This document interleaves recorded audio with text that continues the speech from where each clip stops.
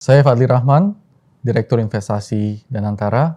Selamat datang di The Chapter.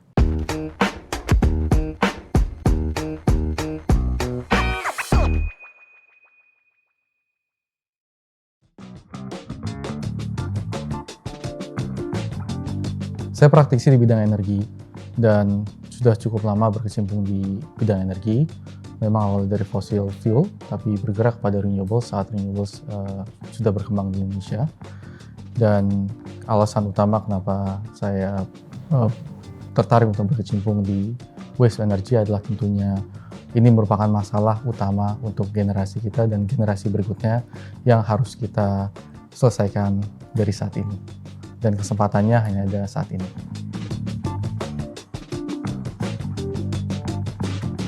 Kalau dibilang dipilih, tentunya ini merupakan tindak lanjut dari arahan dan mandat dari Pak Presiden Prabowo Subianto tentunya, bahwa Danantara diminta untuk terlibat berkolaborasi dengan stakeholder lain seperti Kemenko Pangan, Kementerian SDM, Kementerian Lingkungan Hidup, Kemendagri dan juga Kementerian PUPR dan yang lainnya Pemda-Pemda terkait. Jadi itu adalah salah satu faktor utama kenapa Danantara terlibat. Tapi yang kedua tentunya kita melihat ini merupakan peluang untuk bisa dicarikan solusinya bersama-sama, dan itu merupakan salah satu tujuan dari Danantara juga untuk menyelesaikan permasalahan yang ada di Indonesia, baik untuk generasi saat ini maupun untuk generasi mendatang.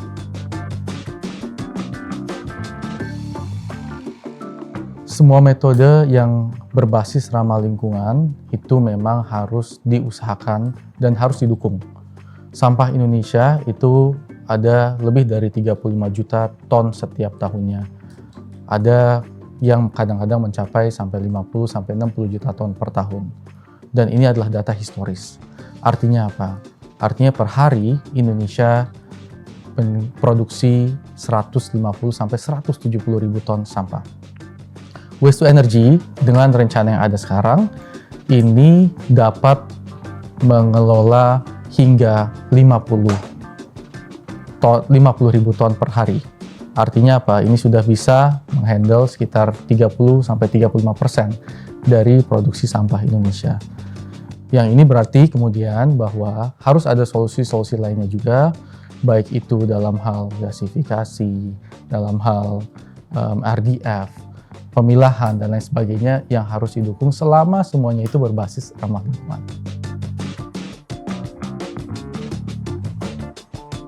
Saat ini ada 4 proyek yang sedang berjalan, atau lebih tepatnya 4 lokasi yang dalam proses pemilihan mitra yang akan selesai dalam waktu dekat. Setelah proses pemilihan mitra ini dilakukan, tentunya kita akan segera melakukan detailed engineering design dan kemudian akan mulai konstruksi di pertengahan tahun ini. Konstruksi ini akan memakan waktu sekitar 18 sampai 24 bulan tergantung lokasi dan tergantung desainnya juga. Artinya apa? By end of next year, akhir 2027 seharusnya sudah ada beberapa lokasi yang memang sudah bisa dioperasikan proyek PSL ini.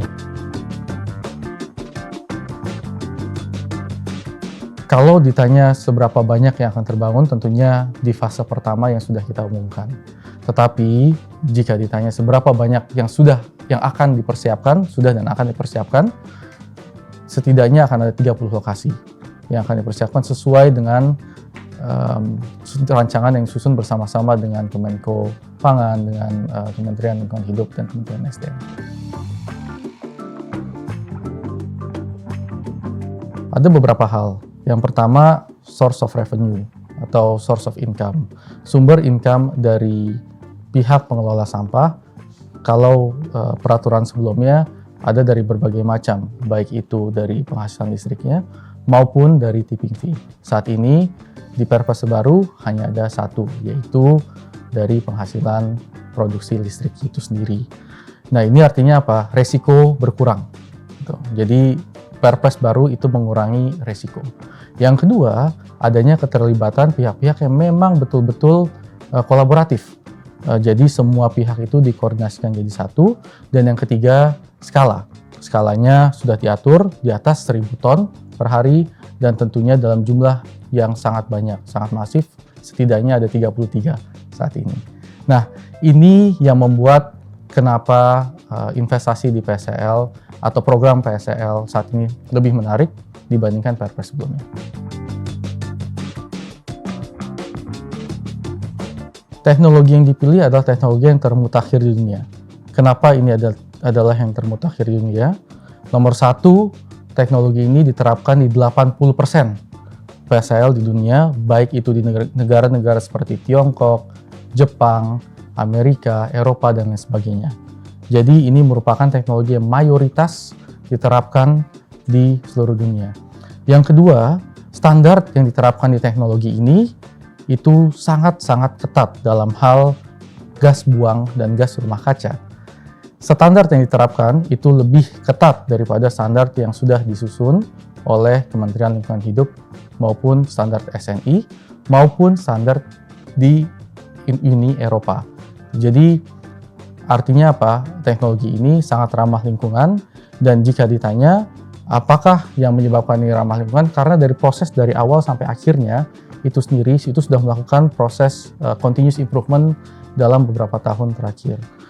Saya kasih contoh. Salah satu hal yang sangat dikhawatirkan adalah gas-gas beracun yang dihasilkan dari pembakaran jika dibandingkan dengan teknologi lainnya. Di teknologi ini tentunya itu sangat diatur ketat dan tidak akan terjadi karena pembakarannya mengalami pembakaran yang sempurna di angka sekitar 850-100 derajat Celcius sehingga tidak ada gas beracun yang dihasilkan di dalamnya. Yang pertama dengan pemerintah adalah tarif yang memang sudah di set di angka 20 sen per kilowatt hour. Jadi itu merupakan dukungan pemerintah yang pertama yang memastikan proyek ini bisa bankable. Yang kedua adalah keterlibatan dan antara itu sendiri yang nanti bernegosiasi dengan pihak-pihak mitra maupun pihak yang terlibat dalam Perpres seperti PLN dan pemerintah daerah itu sendiri. Dan yang ketiga tentunya ada beberapa agreement seperti JV agreement yang memastikan bahwa klausul-klausul yang ada di dalamnya itu menarik buat para lenders. Saya rasa kalau dibilang keberatan mungkin itu merupakan persepsi yang kurang tepat. Itu kenapa? Karena kalau dari sisi finansial dan dari sisi regulasi sudah ditetapkan bahwa akan ada kompensasi dari pemerintah. Jadi resiko ini semua tidak ditanggung oleh PLN tetapi ditanggung oleh pemerintah. Dan ini merupakan langkah nyata dari pemerintah untuk mengatasi masalah sampah. Poin ini penting karena ini juga menjadi perspektif yang kedua yang saya rasa berdasarkan diskusi beberapa saat terakhir ini dengan rekan PLN, ini bukan hanya tentang menghasilkan listrik, tetapi ini lebih ke arah mengatasi permasalahan sampah yang tujuan utamanya adalah mengatasi masalah kemanusiaan. Kenapa? Karena sampah yang tidak tertanggulangi memiliki dampak yang negatif kepada masyarakat dan itu ada risiko kesehatan, ada risiko keselamatan, dan risiko-risiko lainnya yang terkandung di dalamnya jika tidak diatasi masalah. Ada beberapa dampak positif yang terkait dengan socio-economics dari proyek ini atau program PSEL ini. Yang pertama, setiap PSEL itu akan menyerap tenaga kerja dalam jumlah yang cukup banyak. Ada ribuan tenaga kerja yang bisa terserap di masing-masing lokasi yang sudah ditetapkan. Yang kedua tentunya akan ada ekonomi lokal tambahan lainnya karena akan ada bottom ash yang bisa dikelola oleh daerah tersebut. Yang ketiga, akan ada beberapa program tambahan di lokasi-lokasi tertentu seperti eco parks, seperti research center yang akan ditetapkan. Tentunya ini tergantung dari desain dari masing-masing lokasi, tetapi hal ini akan berdampak kepada perekonomian di daerah. Dan yang terakhir tentunya dengan adanya solusi yang lebih ramah lingkungan, dan di sini ramah artinya tidak ada gas buang, tentunya tidak ada polusi bau dan lain sebagainya. Value atau nilai dari lokasi tersebut dalam hal tanah, dalam hal properti dan lain sebagainya akan meningkat. Selain dampak finansial yang tentunya walaupun tidak besar tetapi cukup untuk bisa bankable, ada dampak lainnya seperti lingkungan dan sosial. Dan setiap investor itu melihat dampak ESG, Environment, Social, and Governance. Nah, di investasi kali ini tentunya ada aspek ESG yang sangat kental. Karena ini terkait dengan target SDG atau Sustainable Development Goals nomor 7, nomor 11, 12, dan 13 yang akhirnya meningkatkan minat para investor untuk bisa berinvestasi di waste to energy. Pemilihan kota itu melalui beberapa tahap. Tahap pertama adalah kesiapan dari kotanya itu sendiri.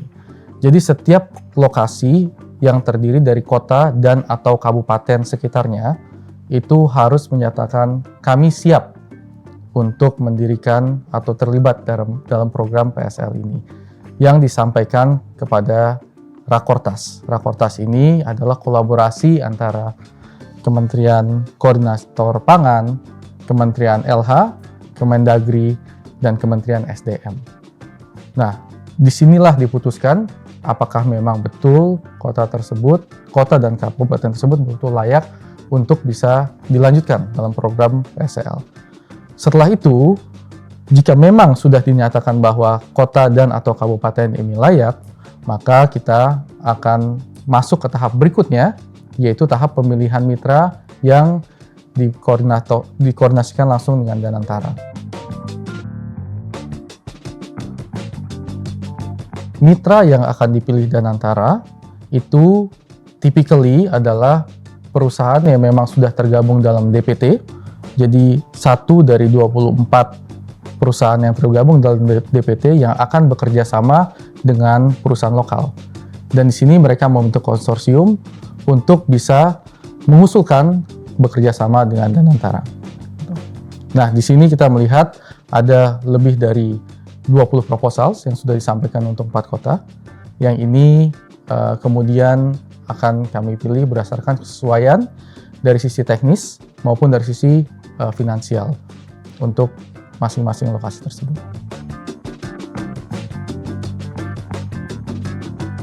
Nilai investasinya di masing-masing kota itu antara 120 sampai 150 juta US dollar atau sekitar 2 sampai 2,5 triliun. Dan kepemilikan sahamnya itu dari pihak Danantara antara 30 sampai 49%. Jadi minimal 30%. Dan ini berarti 70%-nya ada di konsorsium antara anggota DPT dengan lokal partnernya mereka. Sekali lagi, program PSL ini merupakan program kolaborasi banyak pihak. Setelah proses pemilihan yang merupakan kolaborasi banyak kementerian dan institusi terkait lainnya, pada saat eksekusi ini adalah kolaborasi antara Danantara, mitra dari Danantara, Pemda, PLN, dan pihak-pihak lainnya. Peran dari Danantara adalah memastikan bahwa memang investasi itu dilakukan sesuai dengan usulan yang sudah disepakati sebelumnya. Peran dari mitra adalah memastikan mengeksekusi pembangunan dan juga mengoperasikan PSL itu sendiri. Peran dari Pemda tentunya adalah memastikan supply atau pasokan sampah itu continuous sesuai dengan kesepakatan yang memang sudah diatur pada saat awal pemilihan. Dan peran dari PLN adalah tentunya menampung atau menerima distrik tersebut. Sedangkan peran dari pemerintah lainnya memastikan bahwa tata kelola ini dijalankan dengan baik.